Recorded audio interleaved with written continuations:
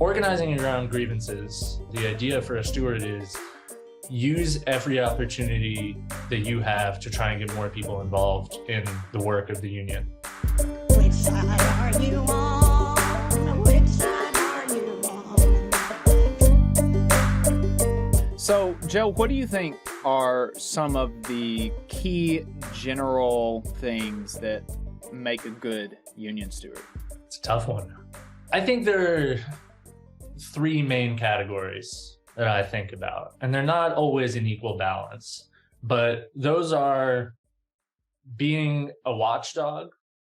So somebody who's out there and really paying attention to the stuff that's going on, who's putting a magnifying glass to the decisions that management is making, who's keeping an ear to the ground about what people are talking to, both what people are actively bringing to a steward, but also like really going out there, asking people questions, hunting down issues, not just waiting for things to come to them. I think an effective steward is also an enforcer. So we were talking earlier in the conversation about, the things that we want to get into a union contract, right? One thing that I used to tell the stewards that I worked with, because before I worked at Labor Notes, I was a rep, was that a contract that isn't enforced is just a piece of paper. And it's great to have that stuff in there, but there are contracts all across the United States that have great language in them that have never once been enforced or that fall by the wayside all the time, right? And for all sorts of reasons. But one of the roles of a steward is to actually try and make those things happen and to try and expand them. That use it through the usage of grievance procedures that are in the contracts, through the usage of legal rights that they have, through organizing, to make sure that these things are not only in place, but that they grow and expand, and that we win the most maximal version of those things that are in a contract and beyond, right? As well as the things that aren't in the contract. And the last piece of it, or one of the last pieces of it, I think, is the steward is also an organizer. The steward, it's very easy, and it's often presented that the steward is like a workplace lawyer.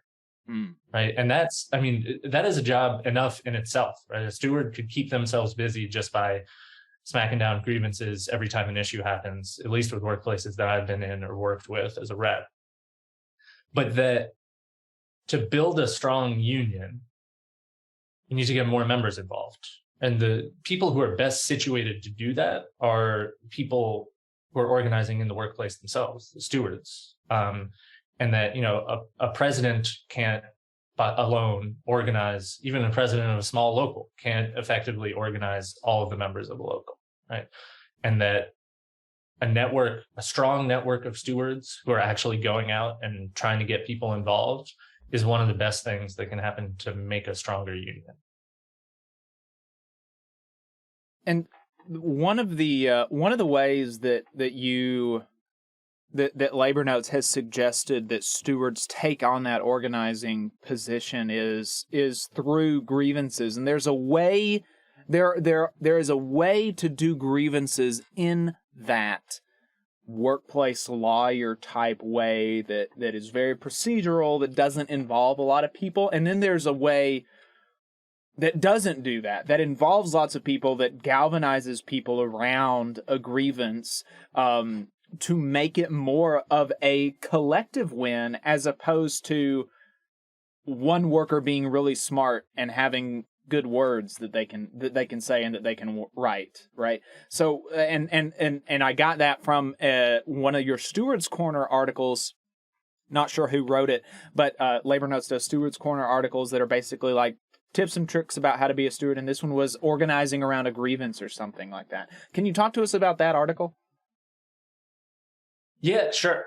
So I think, one of the complicating parts of this can be that not every grievance is going to be an issue that you're necessarily going to organize around, right? That I'm really careful when I'm talking with people about it to not throw out this like technical or grievance, more legalistic, or like contract legalistic oriented piece of this. This is like a really important part of the job, right? There are going to be issues where one member comes to you with something, and the way to handle it is you're going to work with that one member, and you're going to file a grievance, and you're going to investigate the hell out of it, and you're going to make a really good argument, and you're going to go through the process, right?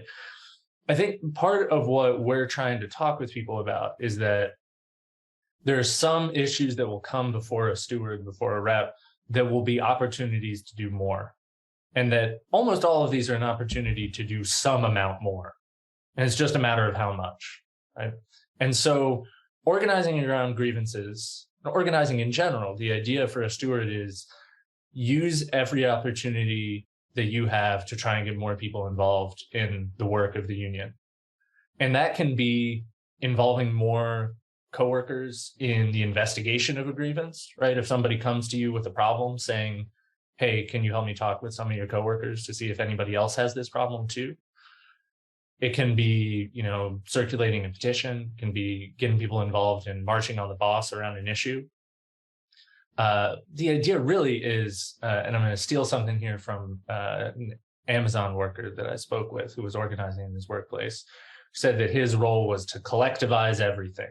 And I think that's kind of the idea, right? Is to take every opportunity to get more people involved in this and to not make it about this one person who's making a really good argument for something. So organizing around grievances looks different depending on the issue. But the idea is you want to find issues that can get a bunch of people involved. In labor notes, we use the phrase widely felt and deeply felt to think about issues that you want to take on, right? There are issues that a bunch of people care about and that people care about deeply enough to actually do something about, because those things aren't necessarily the same. Generally, often advise that people take on issues that are winnable too. Sometimes you can take on a losing fight, right? But if you're trying to build a winning team, people only want to take on the losing fight so many times. We want to have the hope of winning. And so trying to go out and find those issues and treating every issue that comes to you as an opportunity to say, hey, is this one of those things? And many of them won't be, right? But it could be something as simple as organizing around a grievance, could be something as simple as, say, you find an issue that impacts more than one person in your workplace, as work rule issues often will, right? Instead of filing an individual grievance, you file a group grievance, right? And instead of just doing one of those class action grievances that says everybody in this title, you go around and you get everybody to sign the grievance who's affected by it, right? And you use the grievance as a petition. I read a great example. I'm going to self-reference here, Steward's Corner in Labor Notes, where one of the suggestions for doing that was on the back of the grievance form having, rather than a series of lines for people to sign, something like the spokes of a wheel, which each spoke was a line for somebody to sign their name onto. And so it does this thing where it kind of equalizes the playing field, and it also lessens the fear aspect of somebody having their name be the first on a list of names, right? Which is something that you can often experience in getting people to sign a petition. But turning in a grievance like that, right?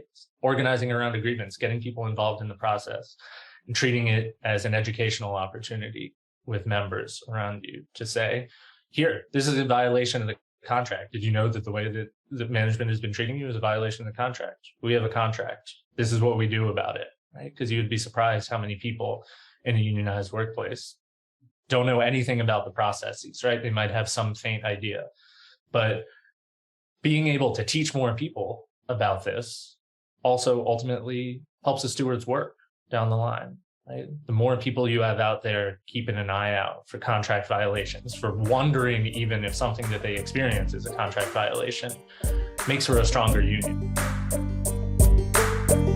You just saw a clip from the Valley Labor Report. We are live every Saturday morning from 9:30 a.m. till 12:30 p.m. And we pride ourselves on keeping all of our content free to everybody so that we can talk to as many working folks as possible. If you support the work that we're doing, you think that it's important, you think that it's good, then consider making a monthly contribution to the project, and you can do that on our website, tvlr.fm.